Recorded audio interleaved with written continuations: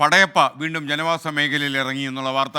Munnar ലോക്കാട് estate Manila ഡിവിഷനിലാണ് ഈ കാട്ടാന ഇപ്പോൾ തമ്പടിച്ചിരിക്കുന്നത്. ലയങ്ങൾക്ക് സമീപത്തൂടി എത്തുന്ന പടയപ്പയുടെ ദൃശ്യങ്ങൾ നമുക്ക് കിട്ടിയിട്ടുണ്ട്. അത് കാണിക്കാൻ കഴിയും. ആനയെ തുരത്താത്തതിൽ നാട്ടുകാർക്ക് ഇപ്പോഴും ആശങ്കയുണ്ടെന്നാണ് അവിടം സന്ദർശിച്ച നമ്മുടെ പ്രതിനിധി റിപ്പോർട്ട് ചെയ്തിരിക്കുന്നത്. ഇപ്പോൾ ഈ പടയപ്പ വരുന്ന വരവാണത്. പടയപ്പ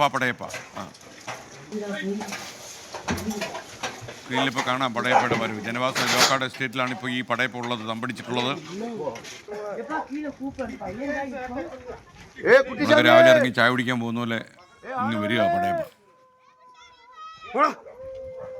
രാഹുൽ വിജയൻ ഈ പടയപ്പെ തുരുത്തു, പറയൂ. ഒരു രക്ഷയുമില്ല എന്നാണ് നാട്ടുകാർ പറയുന്നത്. കഴിഞ്ഞ കുറച്ച് ദിവസമായി ലോക്കാട് എസ്റ്റേറ്റിലുണ്ട് പടയപ്പ. ഇന്ന് രാവിലെ വന്ന ദൃശ്യങ്ങളാണ് നമ്മളിപ്പോൾ ഈ കാണുന്നത്. മാനില ഡിവിഷനിലെ